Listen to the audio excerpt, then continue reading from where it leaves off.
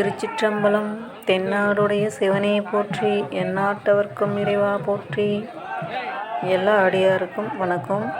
நம்ம இந்த வீடியோவில் எதை பற்றி பார்க்க போகிறோன்னா, அம்மையும் அப்பனும் வீதி உலா போயிட்டு இருக்காங்க. இந்த வீதி உலாவில் யாருக்கெல்லாம் காட்சி கொடுக்க போகிறாங்க, யாருக்கெல்லாம் அவரோட தரிசனத்தை கொடுக்க போகிறாங்கன்றதை தொடர்ந்து பார்க்கலாம். சென்ற வீடியோவில் நடராஜ பெருமானுக்கு நடைபெற்ற அபிஷேகத்தையும் ஆருத்ரா தரிசனத்தையும் பார்த்தோம். பார்க்க விருப்பமுள்ளவர்கள் அந்த வீடியோவை ஒரு முறை பாருங்கள். திருச்சிற்றம்பலம்.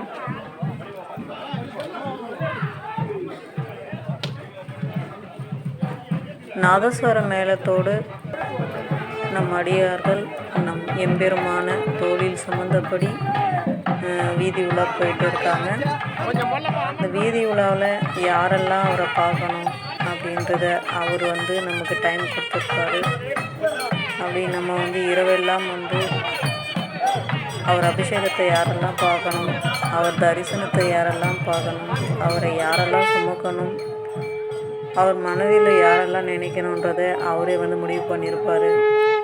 இப்போ நம்ம பார்க்க போகிறது, அப்பனும் அம்மையும் தன் பிள்ளையை தேடி வந்திருக்காங்க. அதாவது விநாயக பெருமானுக்கு முதல் தரிசனத்தை கொடுக்க நடராஜ பெருமானும் பார்வதி அம்மையும் பிள்ளையார் கோவிலுக்கு வந்திருக்காங்க.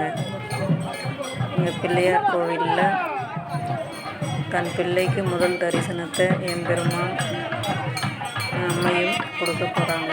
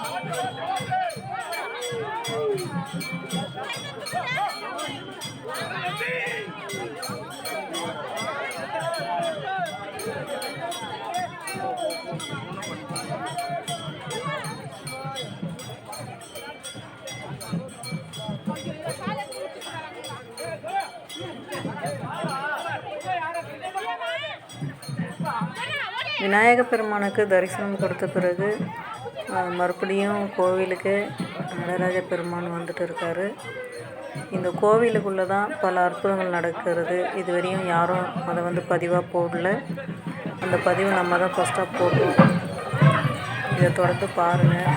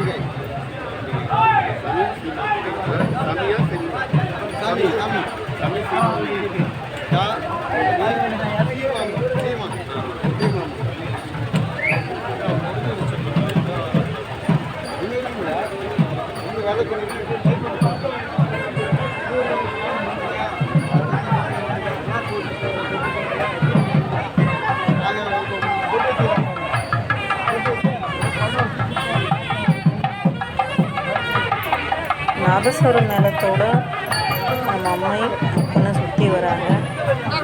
அவரை சுற்றி வந்த பிறகு இருவரும் சன்னதிக்குள்ளே போவாங்க. இதை தொடர்ந்து பாருங்கள்.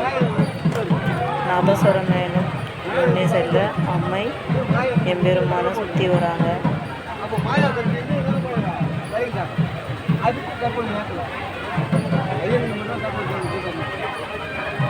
என்ன பண்ணுறேன் அடிமை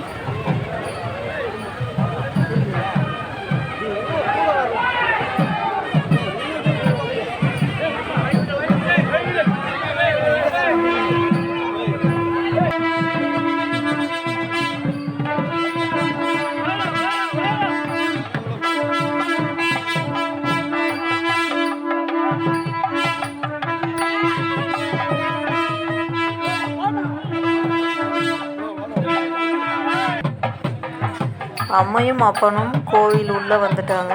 இனி என்ன நடக்குதுன்றதை நீங்களும் பாருங்கள்.